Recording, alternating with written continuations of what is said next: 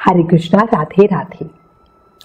संकट कटे मिटे सब पीरा, जो सुमिरे हनुमत बलबीरा। जय जय जय हनुमान गुसाई, कृपा करहु गुरुदेव की नाई। हनुमान चालीसा में वर्णित इस चौपाई का मतलब है संकट और पीड़ा सिर्फ हनुमान जी का नाम लेने मात्र से खत्म हो जाती है, क्योंकि हनुमान के भक्त जो होते हैं ना, उनके आसपास और किसी भी तरह का संकट नहीं आता। स्वयं संकट हनुमान भक्तों को देखते ही खत्म हो जाता है। इसलिए हनुमान जी का नाम स्मरण करने से सभी संकट और सभी दुख पीड़ा नष्ट हो जाते हैं। बस ऐसे हनुमान जी की कृपा हम सबके सर पे सदैव बनी रहे। इसी प्रार्थना के साथ आज इस वीडियो में आपको कार्तिक मास की कहानियों में हनुमान जी की एक बहुत सुंदर कहानी बताती हूँ। बहुत समय पहले की बात है, किसी गांव में एक बुढ़िया रहती थी। उसके परिवार में सिर्फ एक बेटा बहू थे। एक समय जब कार्तिक का महीना आया तो बुढ़िया माई ने अपने बेटे से कहा कि मैं कार्तिक स्नान करने के लिए गंगा जी जाना चाहती हूँ और 1 महीने वहीं रहूंगी।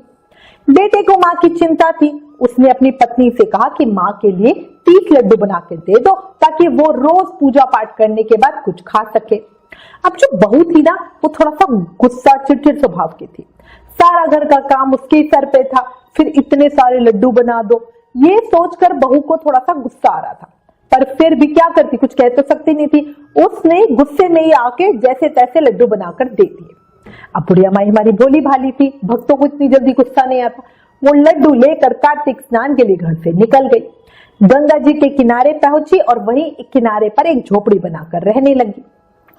अब बुढ़िया माई रोज सवेरे उठकर कार्तिक स्नान करती, पूजा पाठ करती, अपना भजन कीर्तन करती। उसके बाद कुछ खालू सोचकर जैसे ही लड्डू निकालकर खाने के लिए बैठती तो हनुमान जी बंदर के रूप में उसके सामने आ गए। अब बुढ़िया माई ने उन्हें देखकर बड़ी खुशी, क्योंकि उसे भी पता था भाई मेरे हनुमान स्वरूप है। वो लड्डू खुशी से उन्होंने उस बंदर को दे दिया। अब ये रोज का नियम हो गया। बुढ़िया माई नहाकर आती, जैसे खाने के लिए बैठती, बंदर उनके सामने आ जाता और बुढ़िया माई बड़े प्रेम से उनको वो लड्डू दे देती।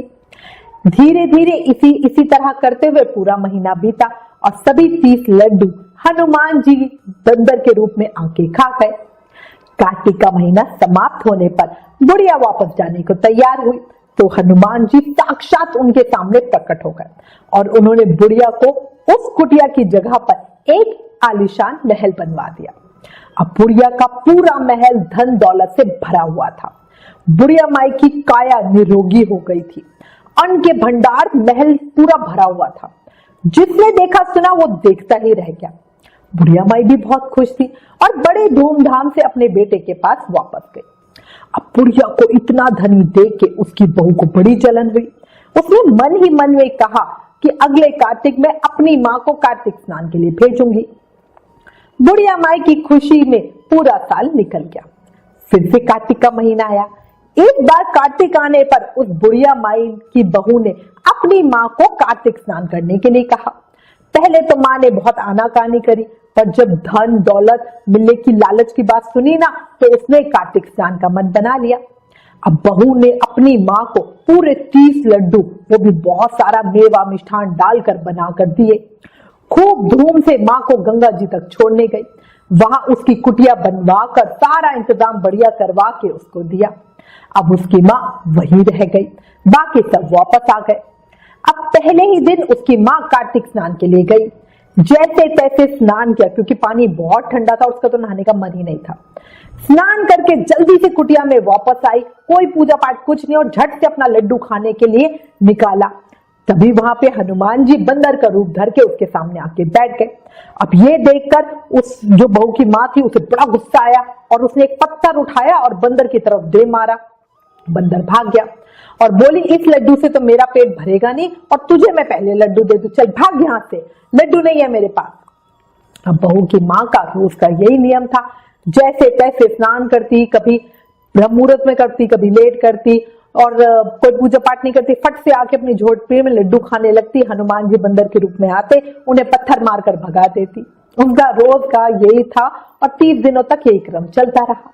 अब कार्तिक का महीना खत्म हुआ तो हनुमान जी फिर से प्रकट हो गए उसके सामने और उन्होंने बहू की माँ की कुटिया को लात मारी और वो कूड़े के ढेर में बदल गई और उसकी मां को एक डुकर मतलब सुवर्णी बना दिया।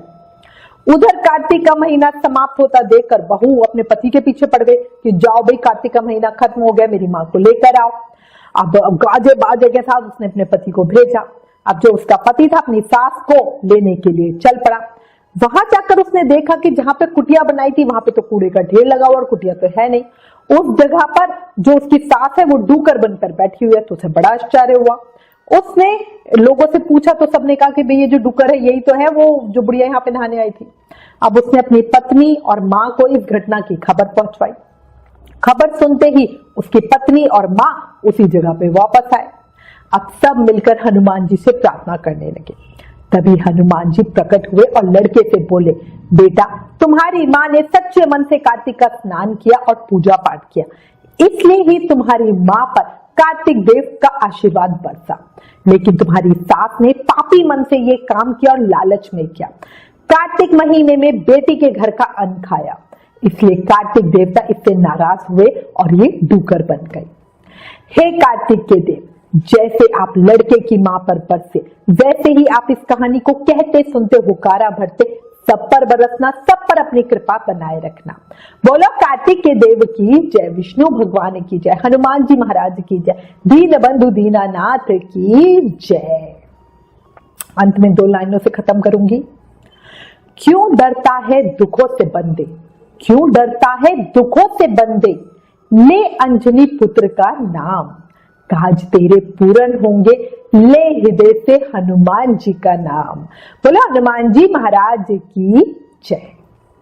अगर कार्तिक महीने की ये कहानी आपको पसंद आई हो तो प्लीज इस वीडियो को ज्यादा से ज्यादा शेयर करें। Please like share and subscribe. Thank you. Hare Krishna.